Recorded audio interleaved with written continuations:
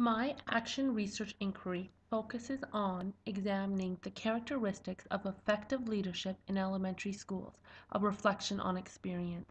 It is a case study that takes place in a kindergarten to grade 3 school in a large urban board. The research question that guided my action research project is, what leadership practices do successful principals utilize to improve student achievement? This was supplemented with 3 secondary research questions to help guide the research. My 3 supplementary research questions included, what are the characteristics of effective coaching-based leadership in elementary schools? What factors lead to the effective implementation of shared or distributed leadership in elementary schools? My final secondary question was a reflection on my practice, looking at what successful leadership characteristics do I encompass and what changes will enhance my practice. Using these questions, I was able to examine my own practice and what it looked like in my current setting. As part of my work, I created a theory of action. If I, as an instructional leader, engage in reflective work, utilizing data and knowledge of best practice while working to interact in authentic and engaging experiences with teachers and students in ways that provide opportunities for feedback, growth, and deep understanding, then student achievement in my school will increase.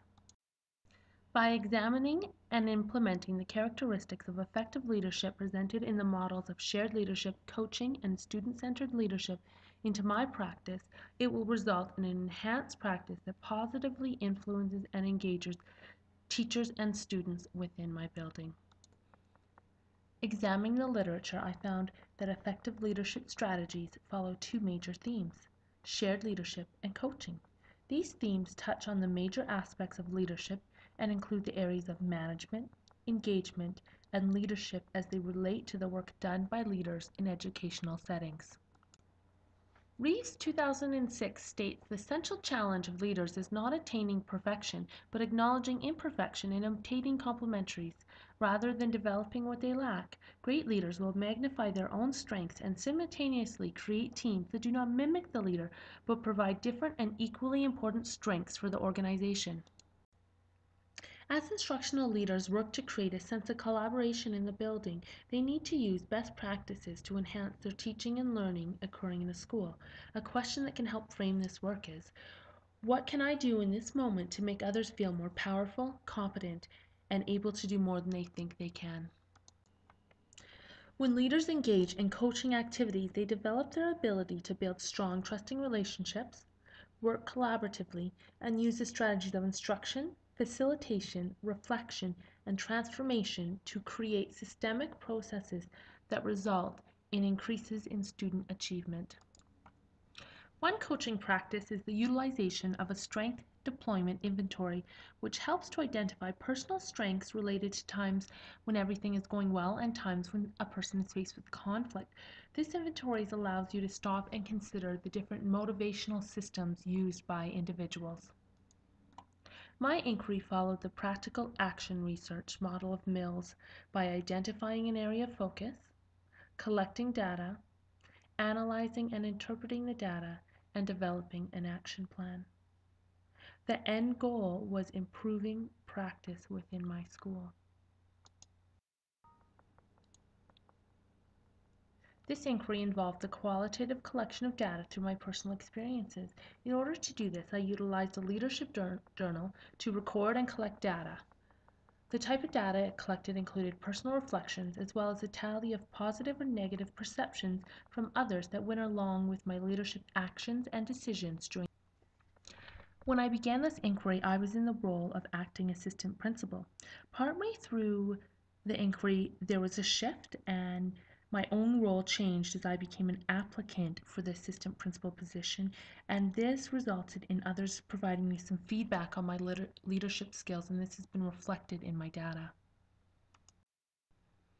An overarching theme that came out of my data collection was the importance of collaboration.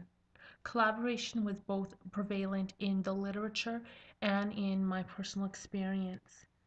The key to collaboration is ensuring that it's authentic, purposeful, and intentional. As I collected data, I reflected deeply on my own practice, and I was also able to complete the strength development inventory.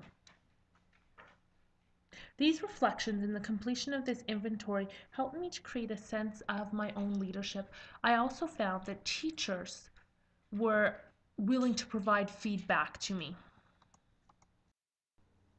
In completing this strength deployment inventory, I found out that my motivational system is very team orientated, and I come from the center or the hub where I focus very much on collaboration and looking at the whole picture and what is best for the school.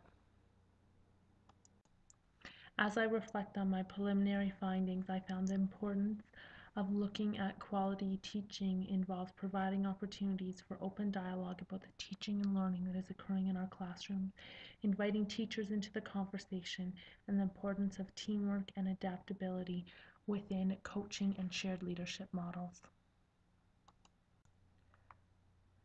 In developing a leadership practice that will have a high impact on teachers and learners, reducing the practice down to a list of characteristics is not what makes the difference. The utilization of current research to open the door for discussions and to deepen one's understanding of their own practice is what makes a difference.